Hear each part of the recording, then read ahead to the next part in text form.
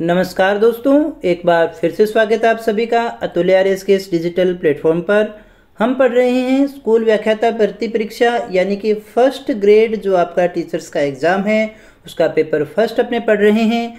और इसमें जो हमने सबसे पहले शुरू किया था भारतीय इतिहास को, और हमारा जो टॉपिक चल रहा था वो भारतीय राष्ट्रीय आंदोलन था। दोस्तों आज इसका 13वां भाग है। एक या दो भाग आगे और आएंगे, उसके बाद में ये आपका भारतीय राष्ट्रीय आंदोलन नामक टॉपिक जो है वो कंप्लीट हो जाएगा, जो कि इस पूरी सिलेबस में हम कह सकते हैं इतिहास में सबसे बड़ा टॉपिक आपका यही था।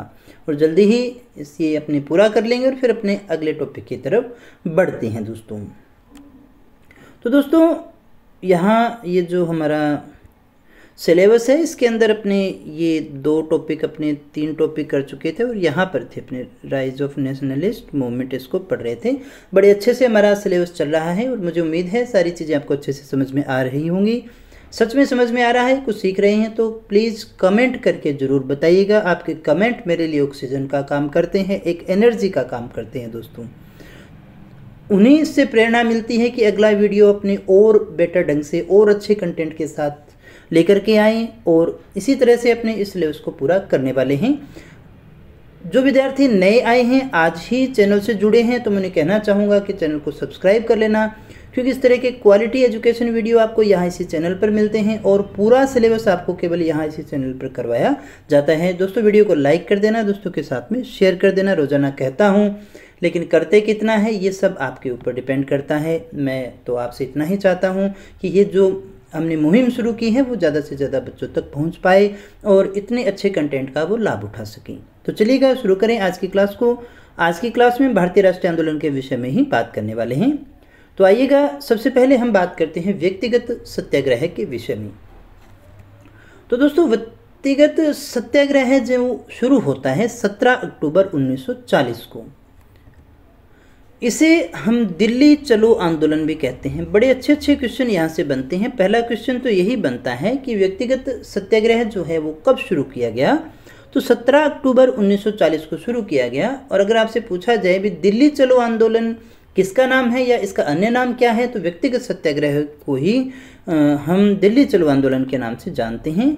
और ये क्वेश्चन तो न जाने कितनी बार पूछा गया है कि प्रथम सत्याग्रही कौन थे। तो प्रथम सत्याग्रही जो है वो विनोबा भावे, आचार्य विनोबा भावे को माना जाता है। और ये भी याद कर लेना कि ये क्वेश्चन पूछा जा चुका है, तो नेक्स्ट क्वेश्चन आपका यही बनता है, कहाँ से शुरुआत की थी। तो विनोबा भावे के द्वारा महाराष्ट्र के पवनार आश्रम से व्यक्तिगत सत्याग्रह की शुरुआत की गई थी। तो यहाँ दोनों क्वेश्चन आपको याद होने चाहिए कि प्रथम सत्याग्रही कौन थे व्यक्तिगत सत्याग्रह में, विनोबा भावे, कहाँ से इन्होंने शुरुआत की, तो महाराष्ट्र के पवनार आश्रम से इसकी शुरुआत हुई मानी जाती है। दूसरे सत्याग्रही कौन थे, जवाहरलाल नेहरू। तीसरे ब्रह्मदत्त थे दोस्तों। तो जितना भी पूछा जाए आपसे वहाँ तक आपके क्वेश्चन कंप्लीट होते हैं। फिर हम बात करें कि इसका जो उद्देश्य था वो क्या था दोस्तों। तो गांधी जी जो थे वो अंग्रेजों की शक्ति को कम किए बिना और अव्यवस्था उत्पन्न किए बिना सत्याग्रह आंदोलन चलाना चाहते थे दोस्तों। इसीलिए इन्होंने चलाया, क्योंकि उस समय जो हिटलर थे फांसीवादी थे और दुनिया के लिए हिटलर को ये खतरा मानते थे। तो एक बार हिटलर को हराने के लिए जो है इनका साथ देना, अंग्रेज़ों का साथ देना जरूरी है। इनकी शक्ति को कम किए बिना हमें साथ देना चाहिए ताकि वो ताकतें उभर न पाए, तानाशाही जो है वो दुनिया में कायम न रह जाए, इसलिए ये था। और इसीलिए गांधी जी ने अंग्रेजों की शक्ति को कम किए बिना, अव्यवस्था उत्पन्न किए बिना ये सत्याग्रह आंदोलन चलाया था। व्यक्तिगत अपना अपना खुद करो, इसमें किसी भी प्रकार का सरकार का विरोध तो है, लेकिन अव्यवस्था उत्पन्न नहीं हो रही है, अंग्रेजों की शक्ति कम नहीं हो पा रही है। तो इसके माध्यम से इस आंदोलन के माध्यम से जो संदेश दिया गया वो आक्रोशित थे भारतीय भी, कि विश्व समुदाय को ये संदेश दिया कि ब्रिटेन जिन लोकतांत्रिक मूल्यों की वकालत यूरोप में करता है उन्हें भारत में उस दृष्टि से लागू नहीं करता है दोस्तों। यानी वो कहता तो बहुत है, लोकतंत्र की बात बहुत करता है, लेकिन भारत में इस तरह की कोई भी प्रावधान नहीं है। इसलिए इन्होंने विरोध स्वरूप जो है इस आंदोलन को शुरू किया था। क्रिप्स प्रस्ताव की बात करें तो 11 मार्च 1942 को दूसरा जो हमारा टॉपिक आता है वो है क्रिप्स मिशन या क्रिप्स प्रस्ताव। तो 11 मार्च 1942 ये डे आपको याद रखना है, क्योंकि यहाँ पर इस टॉपिक में से ऐसा क्वेश्चन आपसे पूछा जा सकता है और पूछा भी गया है सीक्वेंस का, कि पहले व्यक्तिगत सत्याग्रह हुआ, फिर क्रिप्स मिशन आया, इसी डेट वगैरह को लेकर के काफ़ी अच्छे अच्छे क्वेश्चन आपसे पूछे जाते हैं। तो 11 मार्च 1942 को क्रिप्स मिशन की घोषणा की गई। 23 मार्च 1942 को स्टैफोर्ड क्रिप्स जो है वो भारत पहुंचे थे और 30 मार्च 1942 को भारतीय नेताओं के समक्ष स्टैफोर्ड क्रिप्स ने अपनी योजना को प्रस्तुत किया था। और ये जो आयोग था एक सदस्यीय था, एक सदस्य ही थे इसमें, स्टैफोर्ड क्रिप्स थे। अब हम देखें क्रिप्स मिशन में प्रावधान क्या थे दोस्तों, जिस कारण इसका विरोध भी हुआ। तो क्रिप्स मिशन के जो प्रावधान थे कि भारत को युद्ध होने के बाद में जो है डोमिनियन स्टेट का दर्जा दे दिया जाएगा। कौन से स्टेट का? डोमिनियन स्टेट का दर्जा दिया जाएगा। और इसकी जो विदेश नीति है वो स्वतंत्र रहेगी, यानी खुद की विदेश नीति रहेगी। भारत चाहे तो राष्ट्रमंडल का सदस्य बन सकता है, अन्यथा जो ब्रिटिश क्राउन को मानते हैं राष्ट्रमंडल के सदस्य, राष्ट्रमंडल का सदस्य बन सकता है, अन्यथा अनिवार्य नहीं है। एक संविधान सभा का गठन जो है वो किया जाएगा। एक तरह से आप इसको समझिएगा कि क्रिप्स मिशन क्या है, एक प्रस्ताव ला करके रखा जाता है भारतीय नेताओं के सामने कि इस प्रकार से आपकी जो मांगे हैं वो पूरी की जाएगी और आपसे कोई स्वतंत्रता या जो कुछ भी आप मांग कर रहे हैं उसका हमारे पास में अभी ये सॉल्यूशन है। प्रांतों के निचले सदन के सदस्यों को आनुपातिक प्रतिनिधित्व के आधार पर संविधान सभा के द्वारा चुना जाएगा। कोई इतना ज़्यादा इंपॉर्टेंट फैक्टर नहीं है। जब तक नया संविधान नहीं बन जाता है तब तक भारत की रक्षा का दायित्व ब्रिटिश सरकार पर ही रहेगा। यानी जब तक भारत जो है अपना नया संविधान नहीं बना लेता है तब तक भारत की रक्षा का दायित्व ब्रिटिश सरकार पर ही रहेगा। अब हुआ क्या, तो कांग्रेस और मुस्लिम लीग दोनों ने ही क्रिप्स मिशन को स्वीकार नहीं किया। ये एक बड़ी बात थी, दोनों के ही द्वारा इसको अस्वीकार कर दिया गया। जवाहरलाल नेहरू ने इस प्रस्ताव की तुलना दिवालिया बैंक से की थी। फर्स्ट ग्रेड में बहुत बार पूछा जाने वाला प्रश्न है ये। और गांधी जी ने पोस्ट डेटेड चेक या उत्तरदायित्व चेक के रूप में की थी। तो दोनों क्वेश्चन अलग अलग हैं, तो इनको अलग अलग ही रखिएगा। ऑप्शन में आए तो आपको जो है कंफ्यूज नहीं होना है कि दिवालिया बैंक जवाहरलाल नेहरू ने कहा था, उत्तरदायित्व पोस्ट डेटेड चेक जो है वो, देखिए जवाहरलाल नेहरू ने तो बैंक कहा था और गांधी जी ने चेक कहा था, तो आराम से आप इसको याद रख पाएंगे। इसके परिणाम स्वरूप जो आंदोलन शुरू होता है वो है भारत छोड़ो आंदोलन। 7 से 8 अगस्त 1942 को हम इसकी तिथि मानते हैं। इसे अगस्त क्रांति के नाम से भी जाना जाता है क्योंकि अगस्त में हुआ।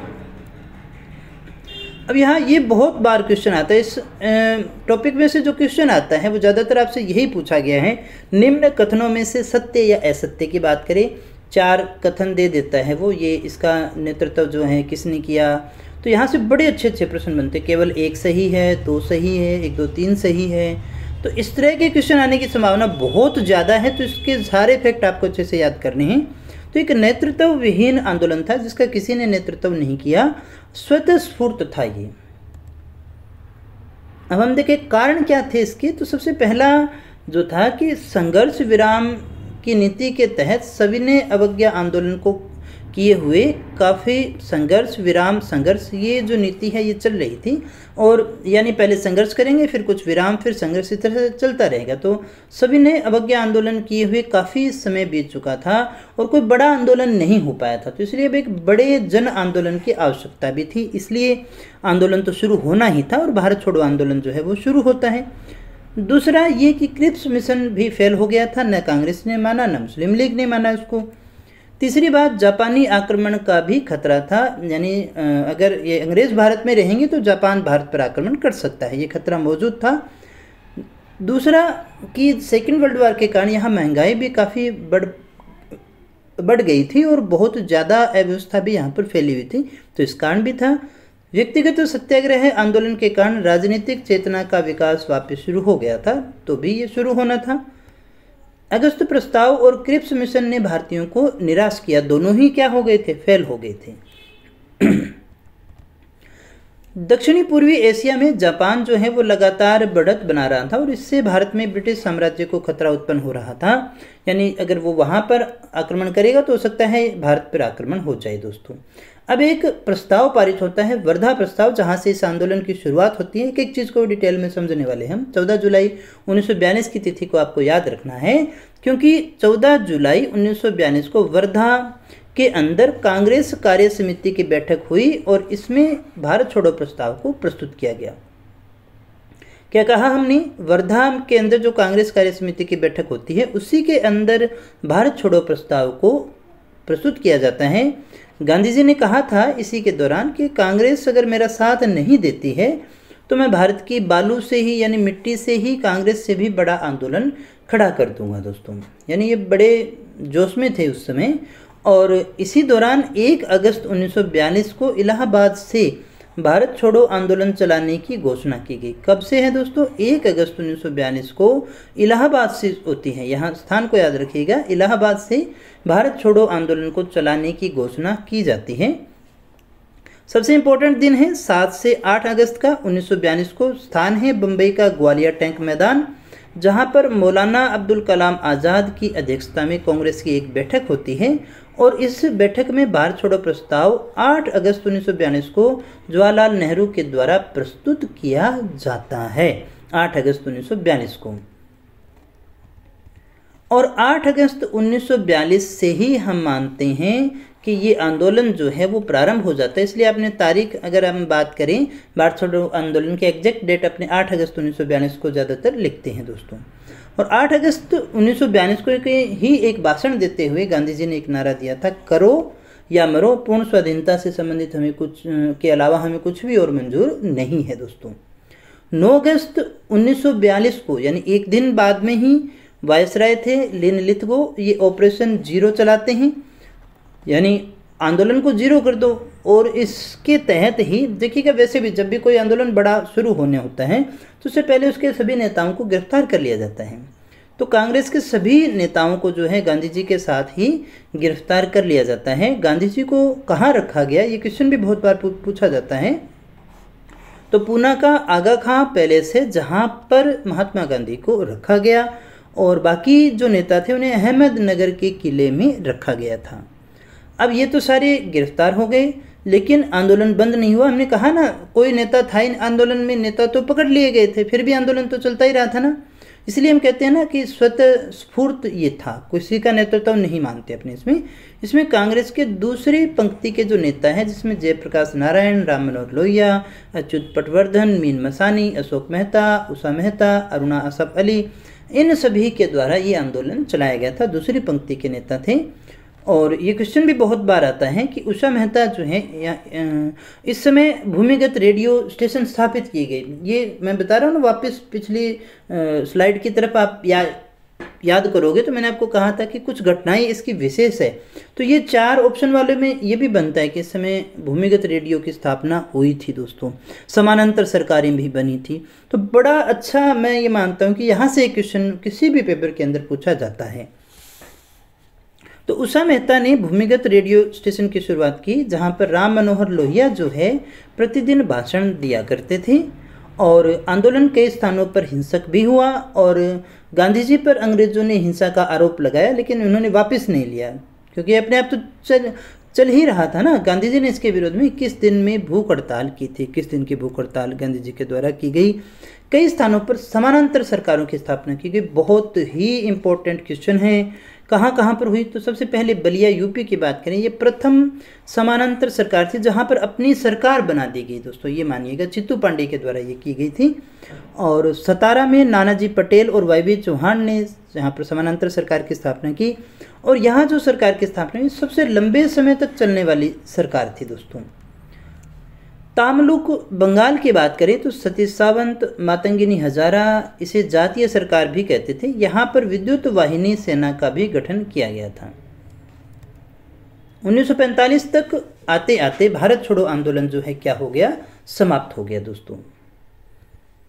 आंदोलन के दौरान सेना, पुलिस, प्रशासन की भी सहानुभूति रही और इसी से अंग्रेजों का जो इस्पाती ढांचा बना हुआ था वो ढह जाता है दोस्तों। इस आंदोलन ने का प्रभाव ये था कि भारत की आज़ादी तय कर दी थी कि आज़ाद तो होना है, अब केवल टाइम का प्रसंग बचा था, भी कब होगा, सिर्फ ये चीज़ बची थी, वरना स्वतंत्रता तो इसने तय कर दी थी। इस वर्ग में, इस आंदोलन में सारे वर्गों ने भाग लिया, पूरा जो भी था हर व्यक्ति ने भाग लिया था। पुरुष, महिला, स्टूडेंट, सरकारी कर्मचारी, सब ने भाग लिया। मुस्लिम लीग ने विरोध किया, लेकिन उसके बाद में भी मुस्लिम बड़ी संख्या में आंदोलन में शामिल हुए। आंदोलन किसी भी प्रकार से सांप्रदायिक भी नहीं हो पाया था। अब इसके बाद में एक आता है CR फार्मूला, जिसे चक्रवर्ती राजगोपालाचारी फार्मूला कहते हैं। 1944 का है ये। C राजगोपालाचारी कांग्रेस और मुस्लिम लीग को एक करना चाहते थे, ये याद रखिएगा। इन दोनों को एक करने के लिए इसे लाया गया था। इसलिए गांधी जी की स्वीकृति से राजगोपालाचारी ने कांग्रेस व लीग को समझाने के लिए जो योजना प्रस्तुत की उसे ही CR फार्मूला कहते हैं। यानी C राजगोपालाचारी एक ऐसा फार्मूला लेकर के आते हैं जिसका कांग्रेस और मुस्लिम लीग एक हो जाए, ताकि अंग्रेज़ों से मुकाबला आसानी से किया जा सके। मुख्य बिंदु जो थे इस फार्मूले के, मुस्लिम लीग राष्ट्रीय आंदोलन का समर्थन करे, मुस्लिम बहुल क्षेत्रों में जनमत संग्रह करवाया जाए। जनमत संग्रह से पहले सभी राजनीतिक दल, जो भी राजनीतिक दल हैं, वो अपना प्रचार कर सकते हैं। अस्थायी सरकार जो बनेगी उसमें लीग कांग्रेस की सहायता करे। जहाँ तक संभव हो विभाजन नहीं होना चाहिए, द्विराष्ट्र सिद्धांत है उसको लागू नहीं करना चाहिए, लेकिन फिर भी विभाजन हो तो विभाजन की स्थिति में भी रक्षा, विदेश और दूर संचार के जो मामले हैं आपसी सहमति से एक ही रखे जाने चाहिए, यानी वो साझे होने चाहिए। ये सब अंग्रेजों के भारत से जाने के बाद किया जाएगा। ये ऐसा CR फार्मूले में था। जिन्ना इस फार्मूले को अस्वीकार कर देते हैं, करते तो भी स्वीकार, फिर वो प्रधानमंत्री कहाँ से बनते ना। तो गांधी जी ने जिन्ना को मनाने की बहुत कोशिश की, भरसक कोशिश की, और यहाँ तक कि जिन्ना को कायदे आजम भी कह करके पुकारा था। कायदे आजम भी इन्होंने कहा था दोस्तों, कहकर संबोधित किया, कायदे आजम कह करके संबोधित किया था, लेकिन इस फार्मूले को अस्वीकार कर दिया गया था। आगे चलकर CR फार्मूले के आधार पर ही भारत का विभाजन किया गया था दोस्तों। अब जिन्ना की मांगे क्या थी उनको भी सुन लेते हैं। जिन्ना ने CR फार्मूले को अस्वीकार कर दिया और उन्होंने कहा जिस जनमत संग्रह की CR फार्मूले में बात थी उसमें केवल मुस्लिम लीग ही प्रचार करेगी। हमने ये देखा ना कि प्रचार सभी राजनीतिक दल वहाँ प्रचार कर सकते थे, लेकिन इन्होंने कहा केवल मुस्लिम लीग प्रचार करेगी। जनमत संग्रह में केवल मुस्लिम ही वोट देंगे, बाकी वोट भी नहीं दे पाएंगे। साझा संघ जो हम बात कर रहे हैं ना कि जो विदेशी मामले हैं, रक्षा है और दूरसंचार है, उनको एक रखा जाए, साझा रखा जाए, उसको भी इन्होंने अस्वीकार कर दिया था। और ये कहा पूर्वी पाकिस्तान और पश्चिमी पाकिस्तान, पूर्वी पाकिस्तान जिसे बांग्लादेश कहते हैं, तो उन दोनों को मिलाने के लिए एक गलियारा भी दिया जाना चाहिए। ये सारी मांगे थी जिन्ना महोदय की। और अंग्रेजों के भारत छोड़ने से पहले ही विभाजन तय हो जाना चाहिए, बाद में हो ऐसा हमें स्वीकार नहीं है। ये जिन्ना की मांगे थी जिसके आधार पर आगे की कार्यवाही चलती है। तो दोस्तों आज के लिए इतना ही, काफ़ी कुछ हमने देख लिया था। अब तो भारत की आज़ादी बाकी है। नेक्स्ट अगली जो क्लास होगी हम इसमें भारत को पूरी तरह से आज़ाद कर देंगे, हमारा भारत आज़ाद हो जाएगा और इसी के साथ ही टॉपिक भी है जो है हमारा कंप्लीट हो जाएगा। उसके बाद में आगे के टॉपिक को कंटिन्यूस रखेंगे। तो दोस्तों अगर आपको वीडियो अच्छे लगे तो लाइक करना, दोस्तों के साथ में शेयर जरूर कीजिएगा दोस्तों। तो मिलते हैं नेक्स्ट वीडियो में कुछ और नए प्रश्नों के साथ, कुछ और नई जानकारी के साथ। आज के लिए इतना ही। आप सभी का बहुत बहुत धन्यवाद।